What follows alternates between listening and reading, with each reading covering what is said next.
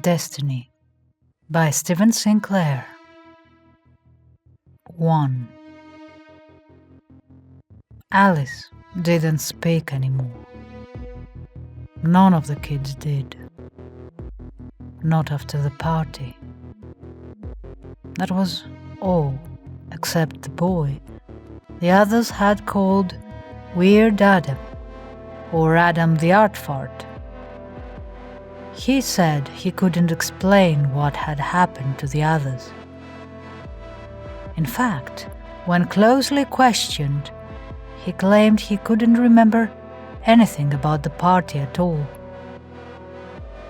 He had only been there because Alice had felt sorry for him. Her mother had said he was another one of Alice's waifs and strays. But that was only part of the reason. 2. The year before, Alice had started to get what her grandma referred to as her shape, whilst Alice was secretly proud of her new chest. She didn't like the comments she got from some of the boys, or the way certain girls treated her differently, as if she wasn't the same person.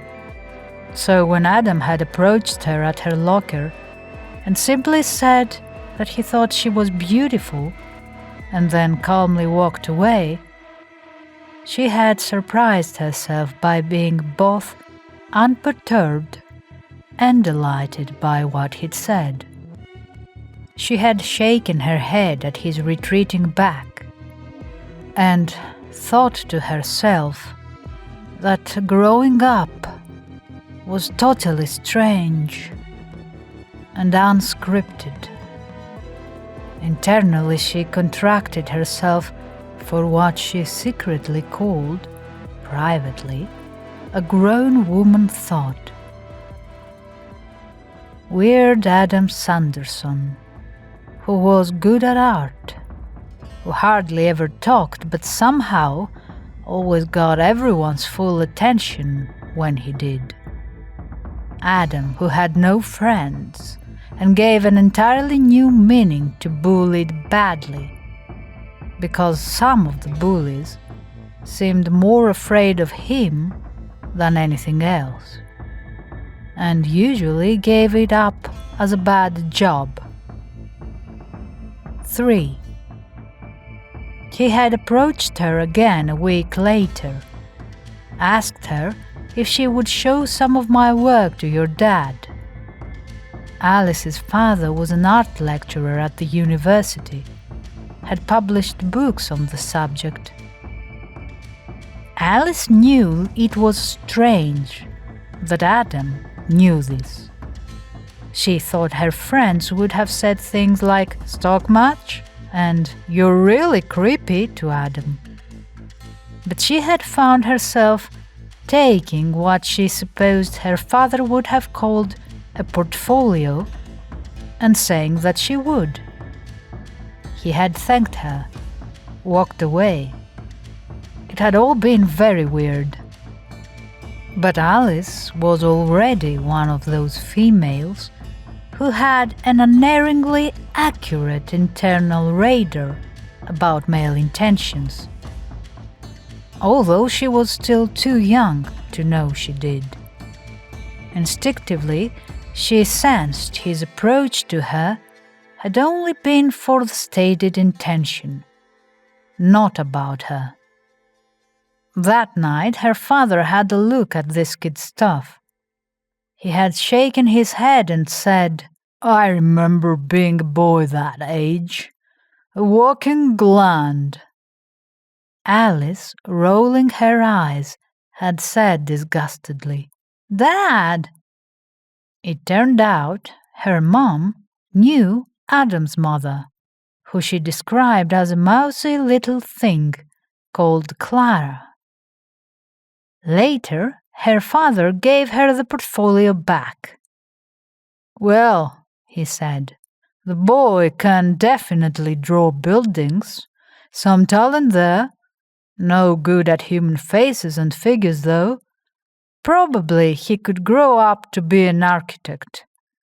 He had paused. Although, I think he's gonna be one of those who might be disappointed with modern architecture. It doesn't make for what Lovecraft called good ruins. Alice had made a face. She didn't like HPL's work, thought it was creepy. Then her father had given a strange laugh.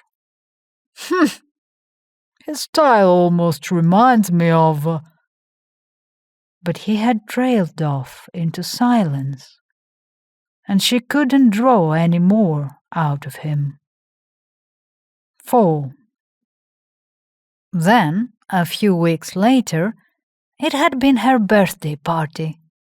A bunch of kids only just starting to notice each other. And the game on one of the new hologram consoles. TVs were something that only people's grandparents now remembered, having long blended into single units with tablets and stuff. But the new systems on the holotubes were deliciously new. Alice's mother hadn't wanted her to have the game, said it was too adult and horribly sexist. What you did was let it scan your face and enter a lot of info, and it was supposed to show your destiny. Invariably, it showed the boys' futures as complete assholes, and the girls as having busy futures in the adult environment industry. Images appeared, and actually seemed to act it all out. It was great fun. Laughter and catcalls rang out. Then it had been Adam's turn. And the kids had all seen. They had seen it all in complete silence.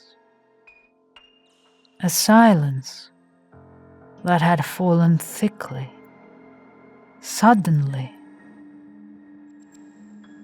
Grinning skulls that wept tears of blood. Thousands, millions of voices, unmistakably American. Chanting shouts, "Sanderson, President for life!" Adam's face, older, eyes blazing.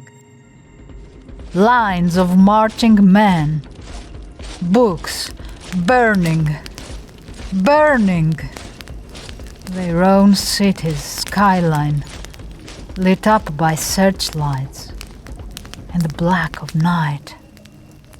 A forest of figures hanging by the neck from ropes. Some of the figures very small. They had seen it all, and that was why none of them spoke anymore.